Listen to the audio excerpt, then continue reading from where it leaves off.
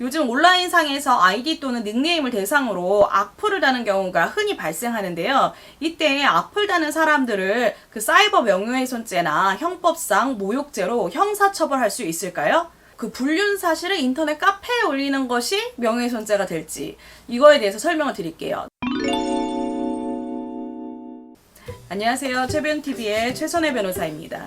일상에서 누군가 나에 대해서 험담을 하거나 인터넷상에서 서로 비난하는 말을 하는 것은 생각보다 흔히 발생하는 일이잖아요.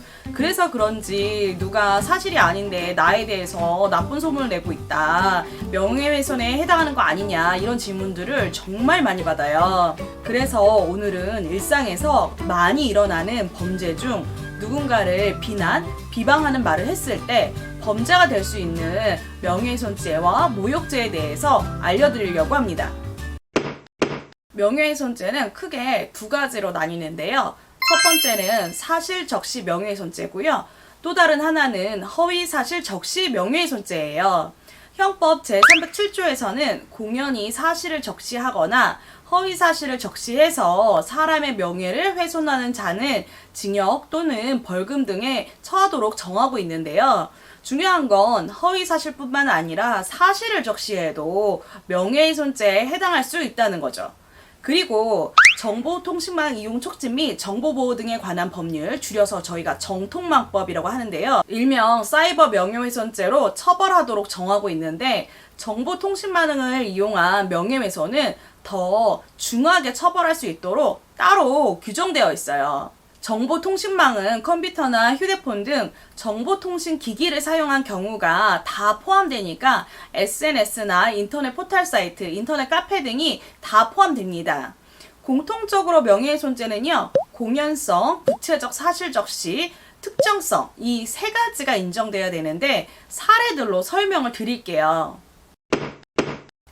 첫 번째 사례로는 온라인 아이디 또는 닉네임 대상으로 악플을 단 경우예요.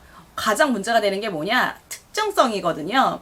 요즘 온라인상에서 아이디 또는 닉네임을 대상으로 악플을 다는 경우가 흔히 발생하는데요. 이때 악플 다는 사람들을 그 사이버 명예훼손죄나 형법상 모욕죄로 형사처벌할 수 있을까요? 아마도 많이들 정도가 심하면 명예훼손 아니냐, 모욕 아니냐 이러실 수 있어요. 그렇죠. 왜냐면 내 아이디나 닉네임도 정말 소중하잖아요. 나의 제2의 나 아닌가요? 그런데 거의 처벌되는 것이 힘듭니다. 명예훼손죄나 모욕죄나 피해자 특정이 돼야 하는데 인터넷상의 아이디 혹은 닉네임을 언급해도 피해자를 특정하기 어렵다고 판단을 하는 거예요.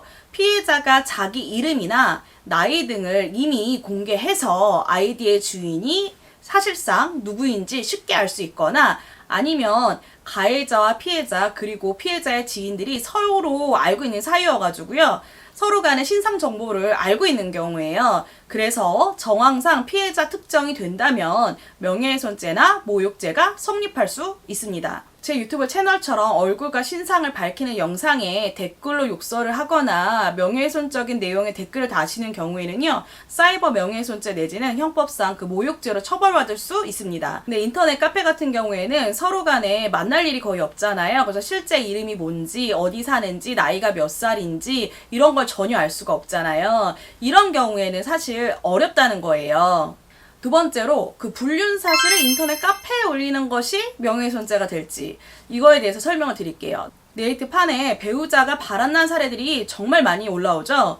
그 포항 상간녀 사건은 맘카페를 시작으로 해서 전국을 정말 들썩이게 할 정도였고요. 그래서 예를 들어 A씨가 남편이 바람난 거 알게 되었는데 법을 조금 아는 거예요. 그래서 불륜 남녀를 특정하면 안 되니까 김모씨 또는 A씨 이런 식으로 이니셜을 쓰고 누구인지 특정될 정도로 정보를 쓰지 않은 거죠. 그리고 맨 마지막에 이런 글을 남깁니다. 누구인지 신상이 궁금하시면 쪽지 주세요. 그리고 쪽지로 불륜 남녀의 신상을 알려달라고 쪽지가 오면 이런 한 문장을 꼭 남깁니다. 당신만 알고 계세요. 어디 알리시면 안 됩니다. 이렇게 그 공개된 곳에 알린 것도 아니에요. 1대1로 쪽지를 주고 받은 것이기 때문이죠. 그때 그 다른 사람에게 알리지 말라고 신신당부를 했는데 이때 공연성이 인정될까요? 됩니다.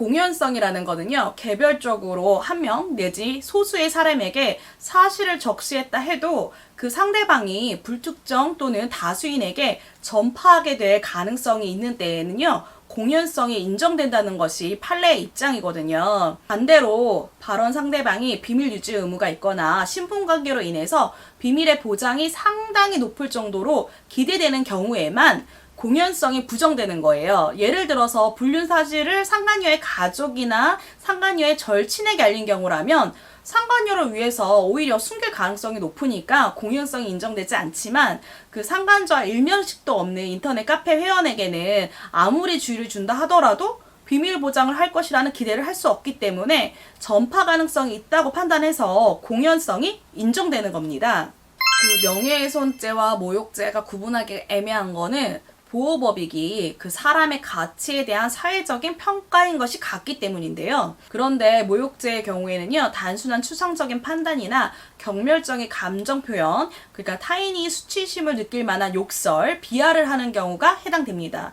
예를 들어서 그 하급 직원에게 확진자라는 그 외모 비하 발언을 한 거예요.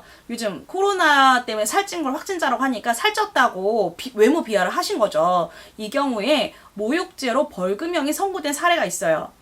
근데 명예훼손죄는 사회적 평가를 저하시킬 만한 구체적인 사실 또는 허위 사실을 적시해야 되는데, 예를 들어서 A가 유흥업소에서 일한 적이 있대 라는 말은 사실이든 허위이든 구체적인 사실을 적시한 거잖아요. 이런 경우에는 명예훼손죄가 되는 거죠.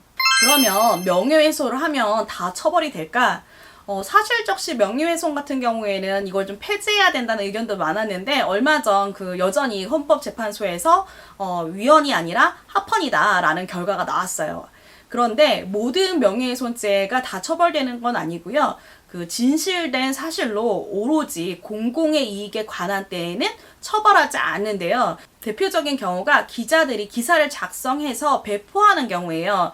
기사에 작성을 해서 배포하는 거는 전반적으로 공공의 이익을 위해서 작성된 것이라고 보기 때문에 사실인 경우에는 명예훼손죄가 되지 않는 경우가 대부분입니다. 그리고 다른 예로는 그 배드파더스 운영자가 무죄를 받은 이유도 바로 이 공공의 이익이 인정됐기 때문이고요.